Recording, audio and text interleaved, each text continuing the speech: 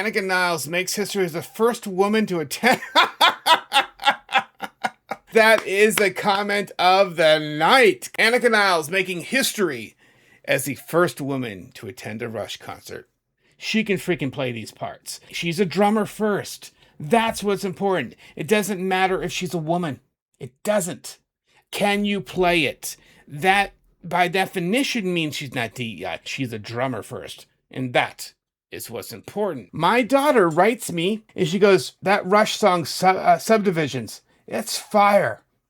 Yeah, she texted that to me this morning. Subdivisions is fire. Wore my big old Rush logo shirt. She used to draw me pictures of Rush. I have them tucked away in books, where she'd draw all three members, a stage, like for the Snakes. It was in 2008-ish. Guys, thank you again for watching my reaction video to Rush playing at the Juno Awards.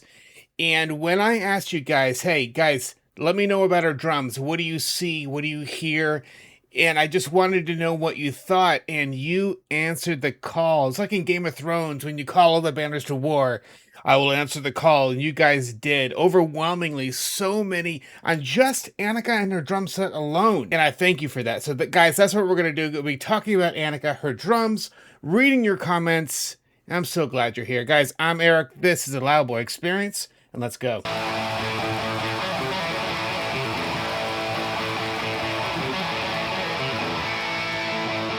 Out of many different comments about Anika, I've seen different takes on what her drums are, who she might endorse, what drums she's using, and so on.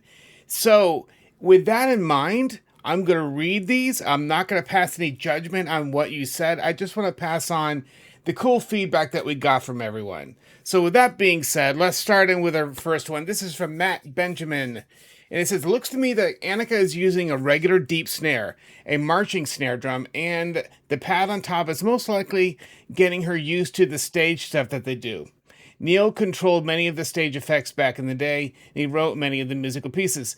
That is most likely why they elected to go with a simple set. I like to think of it as a build-up to the real thing. They knew they were going to come out and do a short number, so this is a good chance to get the whole staff on page to do the live show. And that makes sense, right? This is kind of like a dry run, a rehearsal, if you will. Good practice for them. And yeah, that makes a lot of sense, that part of what you said. Here's another. I think they chose Finding My Way because Neil was not with the band at the time. He was finishing up college. I'm not sure about that. It gives Anika a way to evolve with a band and the other two to relive those experiences with her. And then he goes on to say, Anika looks like she's having a lot of fun. I was joking with the others that you know that it's great performance because no one is talking about the keyboard player. Everyone is focused on Anika. Well, guilty as charged. That's what this video is about. If she can sing, then Rush would have a 3-part harmony. That's interesting. Yeah, kind of like a Mike Portnoy is always wanting to do backup, isn't he? Over there in Dream Theater. So yeah, thank you, Matt Benjamin. Here's the next one. And this is from Rockingham 1. He goes, meh. Sorry, not impressed. Okay, we're talking about Anika. Look, I got nothing against Anika. She's an awesome drummer. I said I saw her when she was with Jeff Beck, but she's no Neil Peart. Obviously. No one says or expects her to be. Okay, let's keep reading, though. She's not even a Rush fan. No idea about that. Maybe that's what Geddy and Alex wanted. But a real disservice for lifelong fans like me. Picker Portnoy, who grew up idolizing Neil. Interesting. Let's take that path right there. Okay, you brought up Portnoy. Heck, I brought up Portnoy because I was kind of picking in real time. This is many moons ago, or a long ago. You know what? In fact, this was the time before we heard about the 50-something tour, before we knew about Anika. I made a video, and I just thought in that moment I was talking with you guys. I said, wouldn't it be great if the boys came out, they picked a really good drummer, and they did this big comeback tour? And I pitched that idea long before we even knew. And then so many of you got really mad at me for suggesting such a thing, first of all, and for suggesting Portnoy. Again, I was picking a drummer that I knew loved Rush, same reason that Rocky Mayhem did, and because I know Portnoy is a monster drummer. Would he be good with Rush? Yeah, probably not. I was just picking drummers out like Danny Carey. Thought about him as well. There's many different drummers that would fill the need. Maybe even the Bare Naked Ladies guy, because again, huge fan. Now, not being a fan, I'm not sure if that's a disservice or not. So let's keep reading. There's a tribute band called AF2K, and their drummer plays Neil note for note, and he is a Neil Peart Candy Apple Red replica unit. That's pretty cool. That's what I want to see playing with Rush, not spangled drum heads. Oh, he's talking about her actual drum heads. Very good. If they would have gotten the original Portnoy or Mangini, okay, here we go again. I think that they would have come off as a fake Rush band. Interesting. I think that Anika has more tools in her box than Peart. Interesting. And not Anika, Portnoy, and Mangini will ever capture the magical nuance that Alex, Geddy, and Neil had for 50 years performing and writing and recording. I don't care how much bone density they have. Okay, so yes. Interesting point, right? No, we're not going to reproduce or even expect some kind of replica thereof to recapture that magic, to recapture what we have enjoyed for 40 plus to almost 50 years with Neil, Geddy, and Alex. Of course not. To suggest as much is ridiculous on his face. However, again, let's just talk about the Bear. If the boys don't want to retire, if the boys want to keep playing, they want to keep playing art, let them do it. That's kind of my quick take on the validity of all this. And of course, in my last video, we talked about, hey, is this Rush Mark III and will they make new music? That's a whole nother thing. But for right now, we know one thing. Alex, Geddy, Anika, and Loren are going out on the road, 50-something tour. Dates are all over half the world.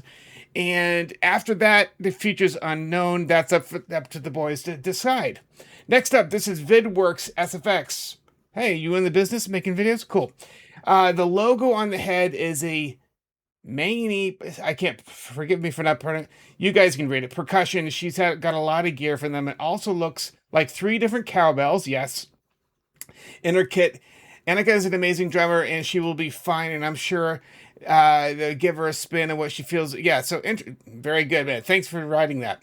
Here's the next one. This is from Michael. I wonder if there's any symbolism to Alex also using a Greenie Les Paul reissue. Okay. Or did Kurt Hammett loan it to him for the performance? A lot of history in that guitar. Interesting. I did not know. Thank you for sharing that. Anika killed it for her debut. Can't wait to hear more of her. Watched many of the YouTube videos of her. She's fantastic. Will be interesting to see how she handles Neil's delicate chime. Yes, exactly. To handle the percussion on Xanadu. Guys, watch my other video. I did a deep dive and we went for page after page. And actually in this book right here, okay, and page after page, I made an entire video. It's not for everyone. Guys, I don't expect everyone to get into looking at the literal sheet music to Rush, okay? But if you are interested, Xanadu is one of the songs we discussed, and here's why. Just like this guy bringing up the intricate and the tight, working with the percussion on something like Xanadu, that was the point of my video, is what are the most challenging songs for Anika? But also the most difficult and challenging songs for Geddy and Alex to go and remaster as well. So Anika has to learn them, ground up. A catalog of minimum 40 songs, but Geddy and Alex, and of course Loren now as well, just like Anika, but Geddy and Alex now have to go and refresh their minds, their chops, and so on to be able to play these. And of course, a lot of this is second nature. They wrote the music, but I remember in some of Neil Peart's books where he talked about just getting his feet under him again, no pun intended, where he had to get the feel for it, to remember the songs, to make it rote, and to make it like it's, it just flows again. And that takes practice. That's why they always practice ahead of time. Thank you for your comment. This one is from... I'm going to attempt that. That's from Deadpool. I'm just so happy for Alex and Geddy, and Anika was great, without a doubt. And how about the guitar? God, Alex, arthritis not showing in those fingers as well. Yeah, interesting. Alex did sound good. And that was one of my concerns, okay? Their physical, just reality of being that age. Heck, I am 20 something years younger because they're my parents' age, right? And I have arthritis that takes me out of the game way too often. And so I know how crippling arthritis can be. I have the whatever the big arthritis is, right? In my neck and a couple other places. I know how crippling it can be. So to that end, not to make this about me, as you're right, I hope that is the case with all of this. And they sounded great. Long live Rush. Neil would be proud. And I would beg on Geddy, yes, rocking the bass, of course. I mean, Ged's the master. What did you expect? Exactly. You expect anything less. Thank you, my friend. Sorry, I could not pronounce your name. This one is for Schrodinger's chat. Oh, that's cute. Schrodinger's cat. Okay, instead of cat, chat. All right, my son, who has become a Rush fan since because of his dad's a Rush fan, gave me the best Christmas present ever. Tickets for the two of us to see Rush in concert in Cleveland in September. Yay! The whole parent-kid part of this equation of the 50-something tour is something that I keep coming back to over and over, and you guys have heard me say it before, but that is one of the most wonderful aspects of this tour, is that we're bringing our kids. For instance, and I'll say it again, in 2019, I brought my two oldest sons, Ethan and Landon, respectively. I brought Ethan down to Texas to see Dream Theater. Why? Rush was not a possibility. It just wasn't. We didn't know. It was just like, what, 4, something years before we even knew about the 50-something tour. That same year, over in Graceland and Memphis, I brought my son Landon to see Dream Theater. And I believe that was the Metropolis 2 tour. And it was spectacular. And our seats were in the second row, and it was amazing. I brought them to see Dream Theater because I thought Rush was not a possibility. Rush is now a possibility. And I have an amazing aside on that note. My daughter writes me out of the blue. I didn't ask for it. I mean, she goes, hey, that Rush song, Subdivisions, it's fire. Yeah, she texted that to me this morning. Subdivisions is fire. Oh, it makes the daddy proud. Of course, this is my daughter who, growing up, wore my big old Rush logo shirt. She used to draw me pictures of Rush. I have them tucked away in books, where she'd draw all three members, a stage, like for the Snakes. It was in 2008-ish, and she'd write the Snakes and Arrows and their tour. She used to draw me pictures of Rush because she knew how much I loved Rush. Her name is Aiden. She's now 21 years old. She's a film major. She's going to work in the film industry. Couldn't be more proud of her. But to have my daughter write me this morning, Subdivisions of Fire, I'm like, yes, it is. And then I wrote in quotations, conform or be cast out. Beautiful stuff. Anyway, thank you, Aiden. I love you, baby. It means a lot to me. And you made your daddy very proud and happy this morning. Here's our next one on Anika's drums. I don't have all the information on the drum kit she's using here. This is different from her other previous setups. That's interesting.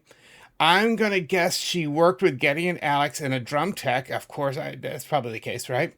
I don't know which drum tech. What was the other old one? Was Loren or something like that? Loren was Nilles. So I don't know if it's the same drum tech. Anyway, we'll find that stuff out at some point, who she's using, who she's working with. Back to the thing. But I'm going to guess she worked with the drum tech on the setup. I'm sure she made some choices of what's hers alone. She learned songs throughout. Interesting. I'm going to need to add this here and there, whether or not it's her final setup for the tour, the morph over time. That makes all the sense in the world, right? You build it out, you learn it, and of course, all the different Rush songs require an entire subset of different sounds, different tom setups, just the soundscape of percussion, right? Whether you want to trigger them electronically, whether you want to have analog things like literal cowbells there, right? I love that she used analog cowbells and not some kind of a MIDI trigger. That's very cool. So yes, I'm sure this will morph, this will expand, and this was the Juno Awards, was a nice little dry run, trial run, through which she might learn something and then add, subtract, or whatever to her set based upon that. Next up, and here we go. The drum tech is Neil's tech Loren. I should have read ahead, right? This was my problem in school. Okay, but all right, this is actually a great continuation. The drum tech is Loren. He's out of retirement when he knew Anika would play with the band. Geddy said, very good. It is Loren. Thank you, EU 38038. Very good. Guys, thank you for the text. I appreciate this. Next one, this is Rudy. I think they sound great for 2026. No doubt we all miss Neil. And of course, it will never be the same. Not even as close watching the sad version of David Lee Roth, kidding, performed Van Halen songs. Geddy and Alex would never do that if the music or vocals suffered. I have said that many times. I have said that Rush has held and has always held themselves to the highest excellence in what they create, what they perform, and who works with them. Excellence. This is why we like them, right? Not only are they geniuses, but they strive for excellence in everything that they do. And because of that, if you're always reaching for excellence, then guess what you're going to do? You're not going to make compromises, and hopefully you're going to be honest with yourself if you cannot reach at least the bare minimum that we expect, that they expect, and that supports the band as a whole. Okay? That requires honesty and integrity it's that simple. So that's what I think about that. I love Rush. I've seen them over 30 times, dude. That's awesome. And I'm looking forward to seeing them again at MSG this summer. Let's celebrate their legacy and not bash them. Thank you. Appreciate that. Anika is filling in enormous shoes, and I give her all the credit for joining the band. Neil's family have blessed this tour. Exactly. Carrie and Olivia did do that. They released a statement, and they have blessed this reunion. So if Carrie and Olivia are in it, and more importantly, yes, they've given their blessing, okay, in Neil's stead, his wife and his daughter. But more importantly, to go with that, I hope that, of course, they are seeing some financial benefit from this in some way. I hope that, because, I want them to be supported, right? Since the loss of Neil, yes, of course we want his wife and his daughter to continue to be supported financially. And I'm sure they are. I'm not sure how much of this tour, but anyway, and think about that, guys. When you do buy physical media, of course, I'm sure that his estate or his daughter and his wife are hopefully still getting the dividends and the royalties from that. At least I hope that's the case. Neil's family of blessings. Okay, and it won't do any good to say anything bad. Exactly. Next one. This is, I'm not even going to attempt that. Anika has been with Tama, and she adores for many years. Thank you, sir. Remember, I'm just going to read these. Again, I'm not sure exactly who she's with, so I'm just going to read them, and you guys can hash this out together on your own. I had no doubts about Anika. She is technically very skilled, but this is not how she usually plays. It has a different vibe. She deliberately changed the style to give it the right feel, the Rush feel. She does the music justice, and she honors Neil's style of playing. It makes Geddy and Alex comfortable, and what makes fans comfortable too. I can't wait to see her play all the songs. There's no doubt she's going to do a great job. This one is from Paddle West 2686. They did awesome. Great way to introduce Anika, and Geddy and Alex did great. Can't wait for LA in June. Thanks. I'm glad you're going, bro. Good for you. That was a hard song for Geddy's voice, and he did fine. Yeah, and then 10 of you liked that. By the way, the last one, 23 of you liked that. And so, guys, your engagement, your feedback, your comments, I could not be more appreciative. Thank you. And it gives me joy that when I read your comments and I see that 20 something to 30 something of you have thumbed up it, and sometimes there's a string of 10 additional comments. It's a blessing, guys.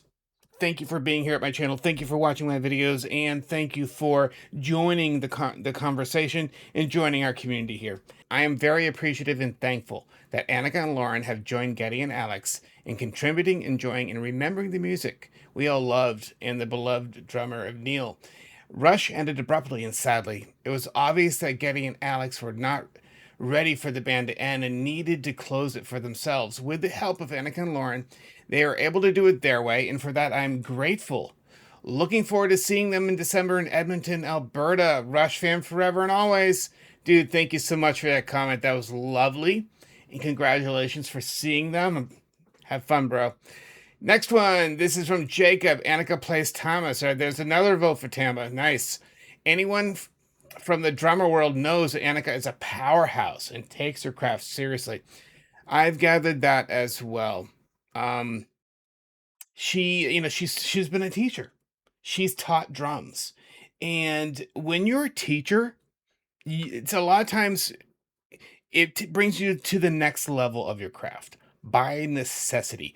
I know that when I went from just an avid editor, a video editor, to where I started teaching for many years professionally all around the country, that stepped up my game exponentially because you have to know everything, every nuance, and be ready to answer any question on the fly. And really, the role of a teacher is it just changes everything and turns you into something much better than you were before. And so, knowing that she was a teacher, that means something. Just like Mike Mangini of Dream Theater, he taught at Berklee School of Music, right? That means something.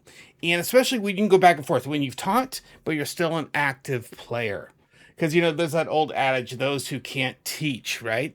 However, that's not always true. Those who teach can actually play a lot better than a lot of the rest, because especially when you're doing it simultaneously. Next one. No doubt Anika is a solid drummer. However, her hi-hat, too close in the first verses, and which is kind of not how it should feel for that song. I mean, even John Rutsey had the right feel for that part, let alone certain Neil. After that, her ride cymbal and cowbell playing were perfect, though. Okay. Stephen Michaels. Anika is a brilliant player. Who can't love this? 67 of you. Thank you, guys. And look, hey, there's 4 replies to this sucker. Haven't seen even one troll, which is exact. Guys, thank you for being kind. You're not just doing barbs and trolling just to do it. It's ridiculous. She's killer. I hate people who say she's a DEI hire. Yeah, I do too. I can't stand, and I think DEI is evil. I just do. And I can tell you why if you ever wondered, I'll give you everything. But I think DEI is a horrific invention of racist, sexist people. Okay, but she's not. She can freaking play these parts. She's a drummer first. That's what's important. It doesn't matter if she's a woman. It doesn't. Can you play it? That, by definition, means she's not DEI. DEI is when you take some schlub who can't do jack, is full of crap, and he can't perform the role or the job. And why do you hire them? Because of race, sex, or whatever the heck else. That's DEI. Okay? An unqualified person gets in because they might look, sound, or come from a different place. But if she can play the stuff, then guess what? She's a drummer first. And that is what's important. So, and you guys backed me up on that. Thank you so much. Anika, you're awesome. That's from John. Here's the next one. Richard Mark. Hey, Anika. Is Beautylicious goat. Okay. I'm glad you didn't say bootylicious. And now, and after a period. Okay. There's a lot here. And basically, it's just singing the hold on, big screen. Okay, wow. Thank you for your big log comment. The great, you like her. I love it. Here's another one. Everyone has their own personal opinion on this. There's no question that Anika is an accomplished drummer. And if I were in her shoes, I'd be jumping at the chance to play with Geddy and Alex. They're doing this one upcoming tour, and that would be surprised if they're planning another. Okay, I would not be surprised. Okay, so this circles back to my last video. How you would not be surprised if they're planning another album. That's what we talked about in my last video when I talked about Rush Mark III, right? And here's another person. I would not be surprised. Okay, I agree. I wouldn't be either. They're doing this, okay, in another tour after that. But for some reason, I just couldn't go to a Rolling Stones concert without Charlie behind the kit. I just couldn't go to a Rush concert without Neil. Yeah. Yeah. Yeah, I've said as much. Many of us have thought as much. And yet, If you gave me tickets right now, I'd go to see 50 something tour. I just would. And I'm at that point where, yeah, of course I miss Neil. Can he be replaced? No, of course not. Guess what? Geddy and Alex say the same thing. Anika knows the same thing. Okay? This is not about replacing Neil. They're going to honor him. Okay, great. But, and a lot of us have talked about the name, right? Should they replace the name? Should it be called something else? Many, many moons ago, we talked about how, and this is before things have progressed a lot, right? In this complete narrative of Anika and of the tour. But I think a couple of us and I pitched the idea of Alex Lifeson, or using their names. However, when you have 40 years of marketing and brand buildup as Rush, you're going to change the name. That would be suicide. Okay? Because you are selling a product. You're selling the band, you're selling the music, you're selling the tour and the experience of Rush. To change the name as a land of confusion, like the Genesis song, it'd be ridiculous. Okay? So, yes, after this much legacy and this much, to use the only word I got, brand buildup, okay, of Rush, you use Rush. Okay? And that's just the reality. We have to live in reality here. Might it be better if they had a different name? Sure, could be. That's not reality. Okay, next up, Geddy's voice is great when he stays in his range. I don't know why he pushes it so high so much. I agree. On that note, Geddy could push it, all right? He could screech to the moon in the early days. And he's explained that he had to like fit that sonic space within the band, right? He had to somehow come over and top the insane music that was happening. I believe that's how Geddy described it. Of course, we know this changed throughout the 80s, definitely into the 90s, definitely into the 2000s. He started singing in a lower register, singing in more his natural voice. Because, we, like right now, you can hear my tone. You can hear what level my voice is, right? It's not up here, it's not down here, it's my talk right here, right? Therefore, that is my most natural singing space as well. Okay? Whether I'm a baritone, a baritone to a bass, when that's what I sing, that's my most natural. Can I go higher? Of course. But anyway, and when Geddy started singing in that, I really appreciated that, right? It was the reality. He was getting older, and but he also, I think, the music started to come along with that, right? He's singing in more his speaking voice, right? And now the music starts to fit that as well. And that's that modern music we know about. So, yeah, it was shocking to hear Finding My Way played live at the Juno Awards. It was just like, seriously? And, my take is this. It's the last song I would have chosen. It is one of my least favorite Rush songs from my least favorite Rush album. There, I said it. When I want to listen to Rush, guess what I never choose? The first album. With one exception, Working Man live versions. I love those. Okay? Love the live versions of Working Man. Love the solo work and all the instrumental work. And I love their live rendition of Working Man. But other than that, I could care less about the first album. It was this proto like Zeppelin-esque kind of getting pulling up themselves up with the bootstraps years. That's what it was. And then they became truly Rush with Neil. That's just my take on it. Okay.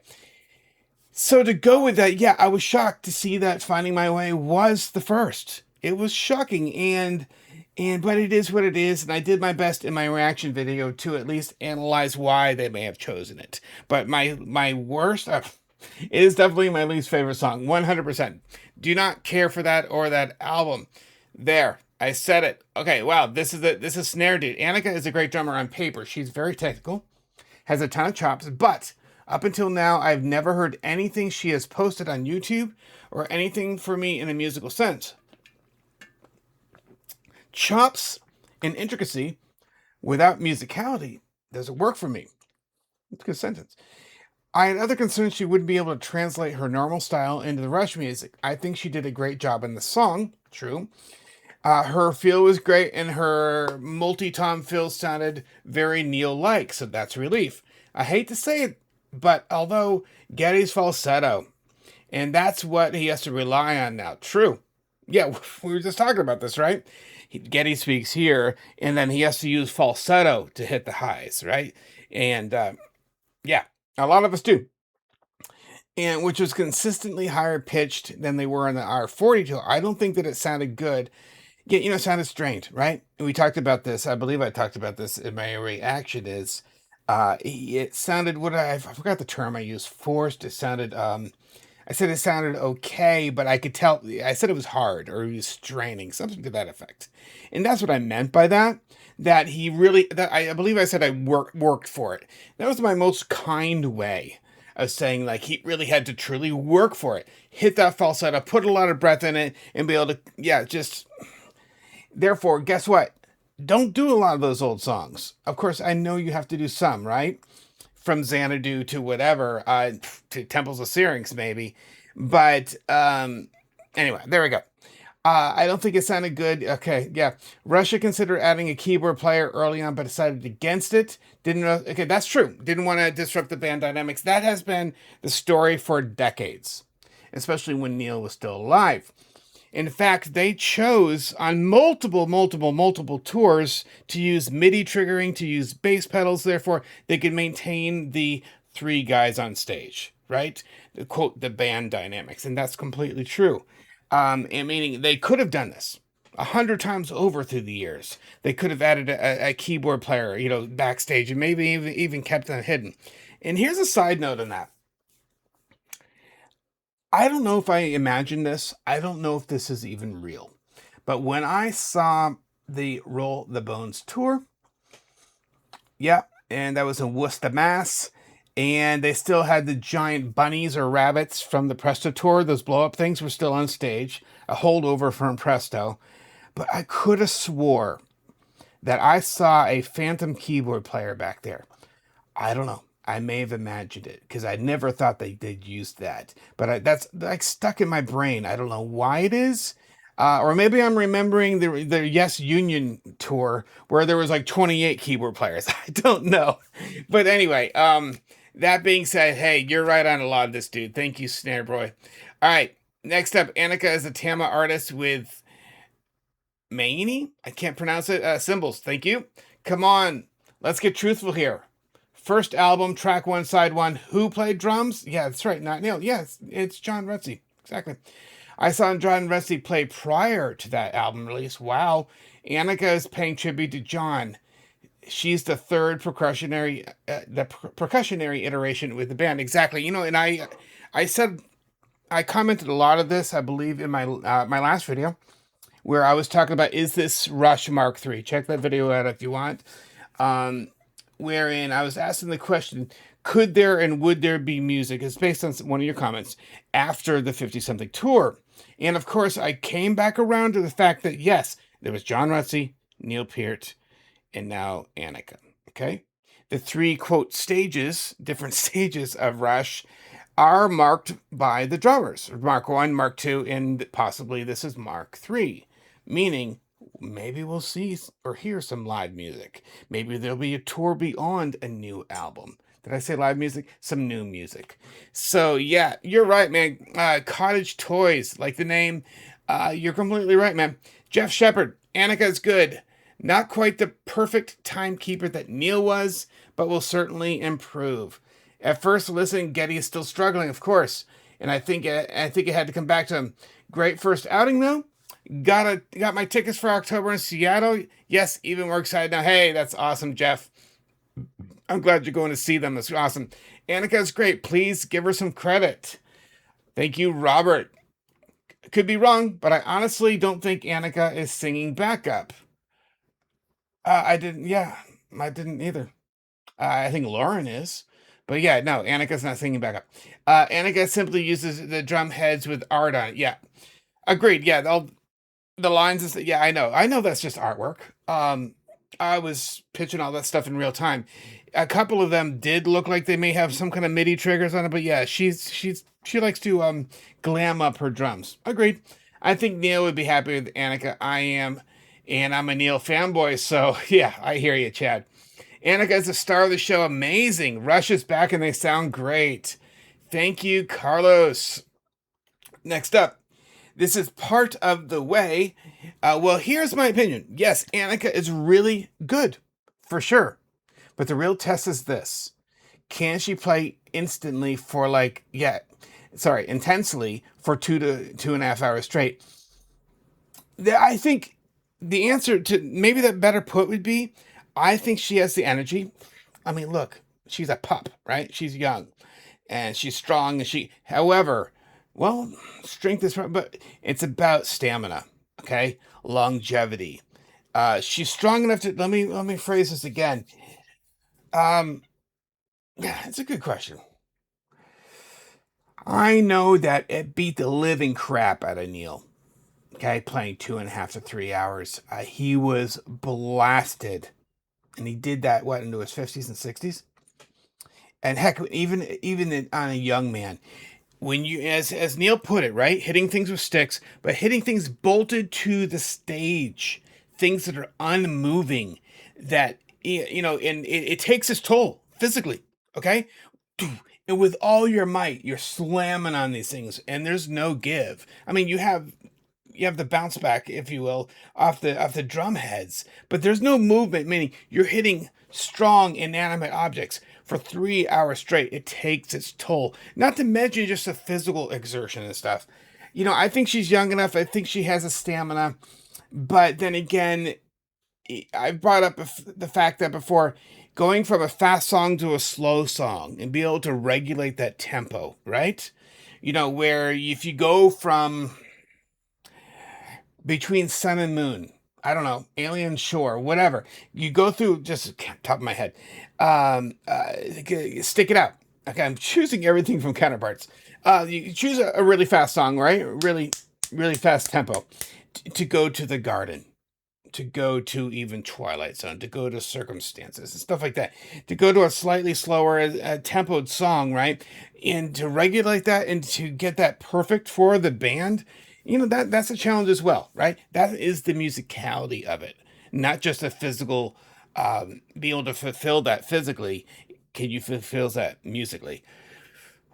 I'm doing the best I can here. Okay, next. All right, this is from Luke. Anika, being a good German, she's the brand ambassador for those symbols. That's what the MB. Thank you very much. Appreciate it. So the German symbols, very good. And there it is again. You accidentally wrote Tampa there, but yeah, I know you meant Tama.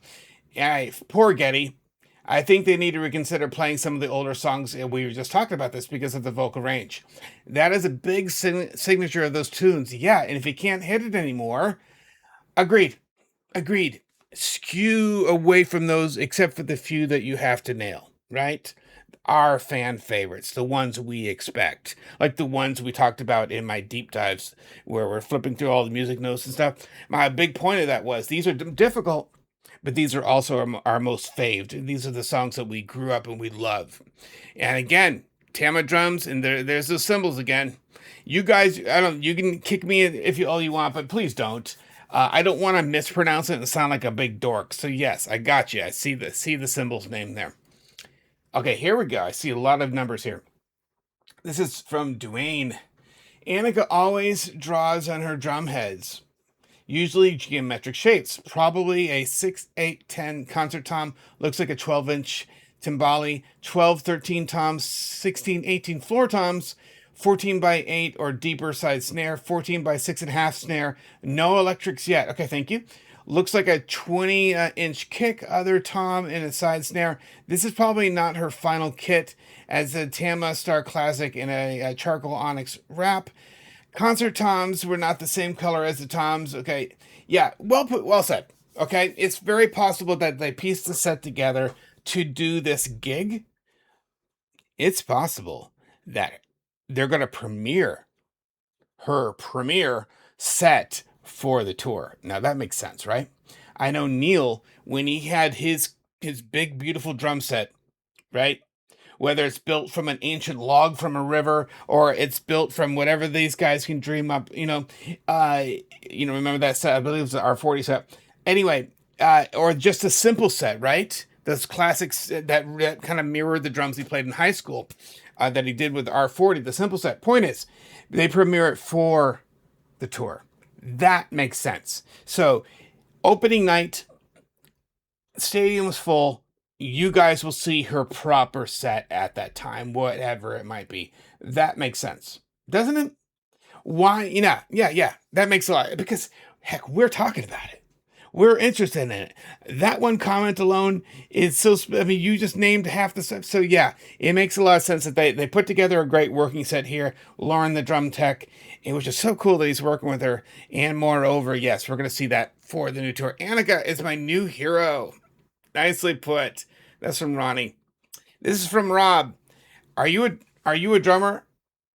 Yeah, I am. Am I as good as half of you guys? No.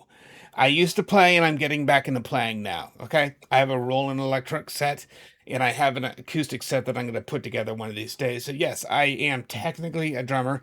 As you can see right over here, there's my saxophone. I'm a sax player as well.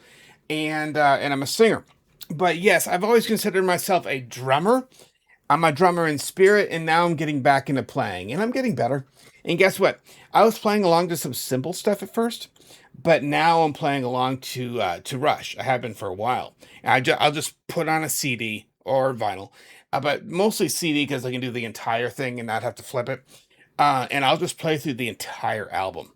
And I've done this for most of, except for some of the classic 70s insane stuff. I played through most of the 80s, 90s, and 2000s to the best of my ability. And guess what? My chops went up exponentially as I'm listening and I'm figuring stuff out in real time. I'm like, what did he do there? And like, anyway, yeah. So I've been playing along to Rush, and man, you're learn a lot that way. She's very good, and I enjoy the song that Anika played along with the percussion. You talk as if you know the technicalities of drumming, but I didn't know I like this drumming. You talk as if, yes, I'm a drummer. Yeah, so of course. That's why I nerd out on this stuff, like so many of you guys. The black drum on her left looks like, okay, that kind of timbali. I'm, you guys know what it is. It's definitely that logo. As far as the zigzag pattern head, yeah, I think, like one of you guys said, I think she just likes some cool zany art on there. Michael, hey brother, this is our friend over in England. Always great to hear from you, bro. It's hard to remember. It's been over 10 years, and now they're in their 70s. Anika did great. She must have been nervous. Of course, yeah, can you imagine the pressure on him? But it didn't show. Agreed. Bet Alex and Ged too. Yeah, you know what? When you're a performer, whether you're putting on a play and you're acting, whether you're playing drums or playing sax or you're singing, and I've done all of that, um, without some nerves and some nervousness, you're in trouble. You're supposed to feel some butterflies. At least I believe you are. It's kind of like bravery in the face of danger. It's okay to have some fear, but when you overcome that, you've shown that you're brave, right? And the same thing for hitting the stage. You feel those butterflies. You know what? And that keeps you on your toes. And when you go out and you overcome that, you perform to the best of your ability, you're reaching for excellence the entire time. You overcome that. That's what life is about. Life is about overcoming obstacles, personal and otherwise. So yeah, I bet they were a bit nervous. I think there needs to be less judgment about this project. Life is too short. Well said. It's not like some people are. Like, if it's not for some people, it's fine and buzzing for them. Great analysis, Eric. Thank you, man. Those symbols are not only only part of the sound that different from me. Yeah, Michael, appreciate you, brother.